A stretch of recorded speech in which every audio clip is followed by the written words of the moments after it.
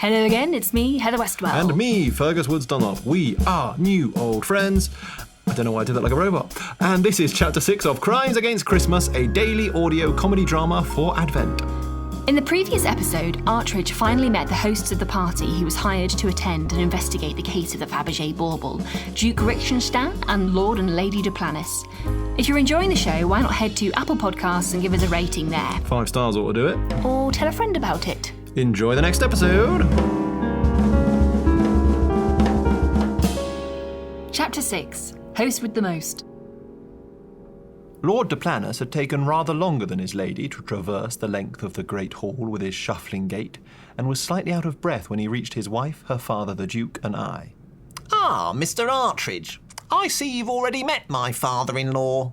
His Grace. His Grace the Duke, and that my little goosey wasted no time in introducing herself. As with their walks, the pair's voices could not be more starkly opposite. Hers held the promise of adventure, his the promise of a sneeze. Lord Duplantis, pleasure to make your acquaintance. I'm Peter Artridge. I tried to offer my hand in greeting, but the gesture was made rather difficult by Lady Duplantis still being clamped to my chest. She made no effort to extricate herself, and I ended up half hugging her while shaking her husband's hand. The awkwardness was not lost on Lord Duplantis, who dealt with it by pretending it simply wasn't happening, casting his eyes towards the ceiling in an apparent inspection of the architraving. The pleasure's all mine. Oh, I think it might just be mine, purred Lady Duplantis, staring directly into my eyes and moving her hand from my chest to my arm and letting out a little moan, which evidently was too much for even Lord Duplantis to ignore. Sweetness, he chided, and with a half-smile to me, Lady Duplantis heeded the matrimonial warning and glided over to her father. Oh, all right, dearest one, just getting acquainted. She delicately placed her arm around the Duke's waist and began leading him out of the room. Come now, Daddy, let's go get you and I a little drinky, shall we? Without breaking stride, she turned her head back to me. I do so love something stiff before dinner. I was spared any need to reply by the old Duke. A stiff drink is the first bloody sensible thing any of you buggers has said. Duplantis and I watched the door close behind them and shared an awkward look, both aware of the embarrassment of the other, but neither sure how to puncture it. I plumped for what I judged to be the least offensive part of the episode, the cantankerousness of the Duke. Well, your father-in-law's a fiery old stick, isn't he, your lordship? Yes, he is that. Apologies if he caused any offence. I can only imagine what he said about his beloved son-in-law. Oh, well, it's the prerogative of the older generation to give us young bucks a hard time, isn't it? Yes, I suppose. The problem is that His Grace thinks because his peerage is older than mine, plus my being a lowly lord, makes me tantamount to a serf. I assume he told you his favourite claim? That I invented my lordship? He may have hinted at something in that nature, yes. Oh, don't be embarrassed, Artridge. It's just the ramblings of a bitter old man. He can actually be quite lovable once you get a few scotch and sodas inside him. The Lord had made his shuffling way to a pair of gilt rococo chairs by a window and sat heavily down, patting the rich upholstered seat of the other. Come, sit with me. Have you met the other guests? A few, yes, I replied, joining him. And what do you make of them? Well, they're, I'm not quite sure how I should put this. They're a disparate group, aren't they? I had Criminet's friend in common in my thoughts, and was keen to see if I could get any pertinent information out of Duplantis, but, being also mindful of my brief for secrecy, tried to walk the interrogational tightrope. Do you mind if I ask how you came to select the guest list? I'll come clean with you, Artridge. I'm not very good at throwing parties, he said with a resigned sigh. Our nearest neighbours on the mainland all stopped coming for the weekend a while ago. We don't have a large extended family to invite, and I don't like going out too much myself, so I don't really meet anyone new. Lady Duplantis, of course, loves a party, and my inability to gather together an appropriate crowd to entertain her is just one of the many contentious issues in our marriage. I see. So she's in charge of the invites, then? Lucy? Don't be ridiculous. She expects everything to come to her and would rather suffer the interminable boredom of her life here with her father and I than lower herself to sending any sort of correspondence out. He shifted in his seat and leaned in conspiratorially. You can therefore only imagine my joy when this German fellow buttonholed me in the hotel bar on my annual banking trip to London. We shared a few drinks, I shared my problem, and he said that I was in luck. This was exactly his area. He promised me he could conjure up a guest list with royalty, art experts, new world, new money billionaires, and I was absolutely over the moon. And you'd never met him before? Or since. I had to give him a bit of cash for expenses, of course, but that was that. Well, when I told Lucy who I'd secured to come for Christmas, she couldn't believe it. She was so pleased with me that she actually slept in our bed that night. She even allowed me to as well.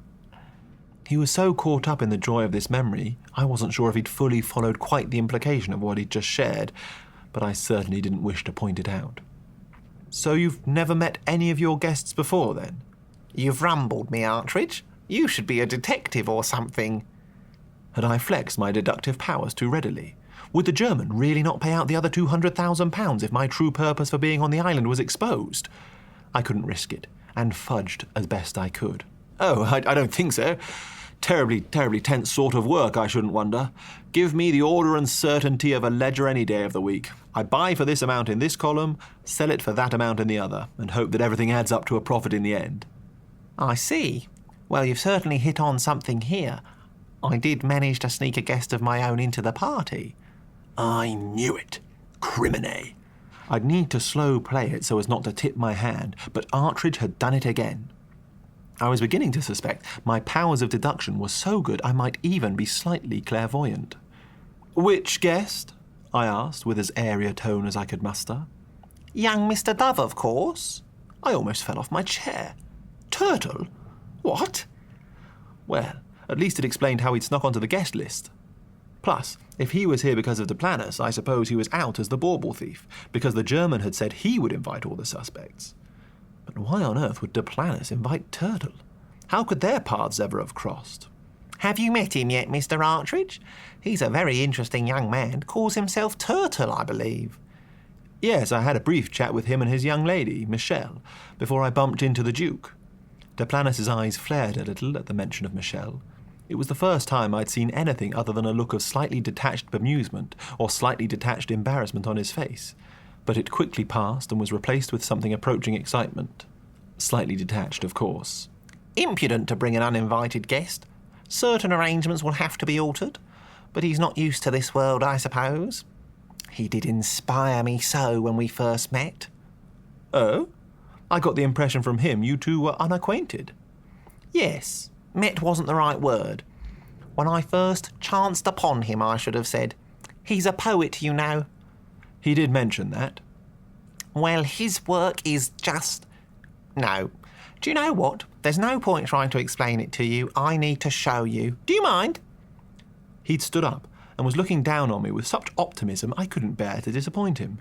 I also couldn't think of a way of doing so politely in any case. Please, go ahead. He paced up and down a little, eyes no longer fixed to the floor, each step filled with purpose. So, Turtle is a poet, as I've said, but he performs his poetry on the street. It is quite incendiary. I found it so inspiring when I first saw it, I rushed back and immortalised my first impression in verse. I was going to wait until later in the celebrations, but I think a little dress rehearsal with you as my audience is just the ticket. Are you sure you don't mind? Not a bit. An honour. Well, here goes then. He closed his eyes, drew in a deep breath through his nose and began. His entire being was transformed. His movements were smooth and controlled, his voice suddenly richer, if still with a nasal twang, and his eyes so full of emotion I could almost hear the drumbeat playing in his head. I was in London town when I saw this little chap with scuffed shoes, torn shirt and a sideways cap. He seemed, to me, intrigue-worthy as he stood on the street spouting poetry. I was unsure of the rules for this particular exchange, but then something changed as I stepped into his range. His eyes locked on mine, and without skipping a beat, he critiqued my whole being from my head to my feet. At which point, the round little lord I'd only just met adopted a different pose and changed his entire voice to a more than passable impression of Turtle, bobbing his head to the rhythm he'd established. Take a look at this geezer. Who do you think you are, boy? Dressed to impress like Lord Fauntleroy? Why you be staring, gawping like a fish? Ain't you never seen no one do nothing like this? Or don't they have a rap in your ivory tower? Just ceremonial oak trees and imbalance of power? Don't loiter no longer, you can't understand. You're used to tweed suits and life wonderfully bland. Then, just as swiftly, Lord Duplanus switched back to a pantomime version of himself, his hand now clasped dramatically to his chest. Now, as you can imagine, I was quite taken aback, but I refused to back down quite as easy as that. It appeared a gauntlet had in some way been thrown, and verse-based battle is the seed that was sown, so I pulled myself up, and I straightened my tie. I fixed the young blighter with my best steely eye. How dare you insult my choices sartorial or besmirch the memorial planting of arboreal? You know nothing of me, of my kin or my creed, the mere thought of an ivory tower. Indeed, granted in the drawing there's a tusk on display, but that was Granddaddy's from his empire days. At which point, he relaxed slightly, but stayed in his Duplanus as poet persona. I admit what I did next was lacking in sport. I didn't wait for the chap in the cap to retort, but I'm certain I felt something pass between us as he called me several synonyms for penis. It was quite a performance, and made me all the more disappointed I hadn't yet had a chance to witness some of Turtle's poetry myself, if it could inspire this level of excitement in someone as uncharismatic and hitherto unimpressive as Lord Duplanus. His little show over, Duplanus bowed deeply before me. I could feel the mirth rising in my chest. It was impressive, but dashed bizarre. But I didn't feel it would be quite the done thing to guffaw merrily at what my host clearly considered to be a masterpiece. So instead, I buried my laughter behind rapturous applause and an appreciative bellow of "Bravo! Bravo!" Oh, thank you, he muttered, now returned once again to shuffling and staring at the floor. Did you enjoy it? Very much. It was an experience unlike any other I've encountered. Thankfully, any follow-up questions which might have started to pick apart my chosen defence stratagem of positive equivocation were stopped by the arrival into the room of Butler accompanied by a deeply freckled maid. With the arrival of his staff, Duplanus's manner shifted once again. The man was a chameleon.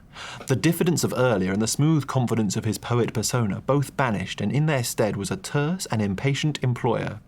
Where have you two been? He snapped. These glasses should have been cleared away already. What's more, you poured far too many in the first place. Awfully sorry, sir. Yes, sir. We were just helping Betty with preparations in the kitchen, sir, Butler replied, not overly cowed, but certainly without quite the same level of smuggery he'd displayed earlier. The trio were buzzing about the table, Duplanus following Butler step for step as he and the maid with the dappled face started busily clearing the glasses. She was a timid little thing, eyes averted, shoulders scrunched, taking up as little space as possible. I hadn't left my post-performance seat, but the conversation between master and servants carried on as though I wasn't there. How are the preparations? All on track? Asked Duplanus. Betty is just piping the filling for the starters. I'm afraid she's a little behind, sir. Betty is a giant ass, Butler, not a little behind. You need to get in the kitchen and tell her to get a bloody move on. Everything needs to be perfect. Yes, sir. Butler made to leave, but was stopped in his tracks by the little maid snapping herself to her full height as though some internal spring had come loose, and, staring straight ahead, she said, Sir? Duplanus and Butler answered her in unison. Yes? Their tones revealed the rarity with which she spoke. Oh, I meant Lord, sir, not you, sir, Mr. Butler, sir. She fired the words out as quickly as she could without moving her eyes from the spot on the wall she had first fixed. Well, what is it? Demanded Duplanus. I just wanted to say that Betty, the cook, has been working very hard. Butler had been staring at his charge, mouth agape, but his training kicked in and he was quick to provide an etiquette correction. Working very hard, sir, you mean, missy. Do I? Yes, of course. Betty, the cook, has been working very hard, sir. Trying to get everything perfect for the big party, sir. Her defence of her colleague thus mounted, Miss's body curled once again in on itself, but Duplanus was not ready to let it lie. Oh, has she? And I suppose she's doing all this out of a sense of duty, respect and love for me, as opposed to her wages, board and lodgings, is she? He delivered this at top volume. Poor Missy, though, was already operating at such high pressure that his shouting had little effect. If anything, she seemed calmer under his scrutiny than she had been when she was ignored and collecting glasses. I don't think I follow. You don't follow what? What his lordship just said, Mr. Butler. I followed what you were not following, but you should say I don't follow sir, and call me sir also, not Mr. Butler. Sorry, sir, Mr. Butler, sir. I still don't follow, sir. Sir. The poor thing was now throwing sirs around like a king about to be deposed on the battlefield, desperately trying to save his neck. Butler was nearly puce with exasperation. How can you not follow? It's very simple. Just say sir once you finish speaking, you silly girl. Oh, I follow that, sir. But I still don't follow what Sir Mr. Lord Duplanus said, sir. At this point, Duplanus himself took the conversational baton back from Butler in the hope of putting an end to Missy's bout of verbal diarrhoea. I meant that I am the one paying for everything in Betty's life, so she damn well should be working hard to make my meals. I'm also paying for your education, and I see we need to add etiquette to the vocal coaching we're using to get rid of your awful accent. There was a brief pause. Duplanus's eyes were burning into the side of his maid's head as she continued to stare at whatever was so fascinating on the wall. Butler resumed the task of clearing the table, but Missy piped up once more. In that case, the answer is no, sir. She proudly declared. A smile of genuine satisfaction spread across her face. She'd clearly given the matter some thought. What? Duplanus banged his fist onto the table, and it was only some nimble work from Butler that stopped several glasses toppling over. Missy hadn't moved a muscle and blurted out her reply like a robot. To your question, Lord Duplanus, sir, the answer is no. Betty, the cook, is not doing her work out of sense of duty, respect and love, sir. I've heard her call you all sorts of things, and she definitely does not respect you or love you, sir. I'm sorry? The maid had one foot in her mouth, but was not done yet. Determined to outdo the best contortionists on the planet, she appeared attempting the rare feat of getting both feet between her lips. Oh, don't be sorry, sir. Betty doesn't really respect anyone. Plus, most of the things she says about you, you can't help in any case. I mean, it's not your fault your face looks like that now, is it? That was the final straw for Butler. The glass he had in his hand could no longer stand the pressure of his clenched fist and shattered. But he gave the pain not a moment's notice, despite his glove changing from white to red. Missy! The strength of his anger managed to prise Missy's eyes off the wall. She gave both Butler and Duplanus a furtive glance, then cast her peepers downward towards her hands, which were fiddling with the tie of her apron. Oops. I am sorry, sir. I should think that you are. I should have said, it's not your fault your face looks like that now, is it? Sir. Shouldn't I? The speed at which Butler got from one side of the table to alongside Duplanus, unwounded hand on his master's back guiding him purposely to the exit, showed great athleticism and a touching concern for his underling by protecting her from the lordship's wrath. I think it's probably best if you leave me to deal with the girl, sir, he said quickly. Why don't I set you up in the lounge with some of the Duke's best scotch, sir? The preceding exchange had produced the most remarkable effect on Duplanus. He'd moved beyond anger to an almost childlike state of wonderment. Again, he was the shuffling, diffident figure I'd first met. But I'm not supposed to drink the Macallan, Butler. I know, your lordship, but I'm sure I can spare a little snifter without his grace noticing, sir. Really? Oh, that would be marvellous. Yes, that sounds like the best idea. Maybe just have a word with the girl, though, eh, Butler? She probably shouldn't talk to me like that, should she? Or should she? No, sir. You're quite right, and I will deal with her harshly, sir, Butler assured him. You go get settled, and I'll be in presently, sir. Perhaps now might be a good time to discuss... Butler was frozen mid-sentence by a frigid glare from his employer. It was the same look I'd seen briefly flash across his face when I mentioned Michelle. He aimed it at Butler and gave a quick flick of his eyes in my direction. Butler obviously understood whatever had been communicated and barely skipped a beat. My, other duties, sir. Missy, get to the kitchen and hurry Betty along. I'll deal with you both later. Chapter 6 over. Thank you for listening, and as you're still listening, we wanted to use this time on a Sunday, which is when this will be released, don't know when you're listening to it, to highlight some businesses run by people who, like us, are more typically to be found making theatre but are making the most of the situation with their skills. First up is William and the Wolf, a fantastic children's clothing company designed, made and run by Becky Vowles. In her other life, Becky is a wonderful stage and production manager who we've been making theatre with for years. The clothes are all beautiful and so well made. There is still time to make an order before Christmas. Head to williamandthewolf.co.uk to learn more. We'll see you next time for more Crimes Against Christmas!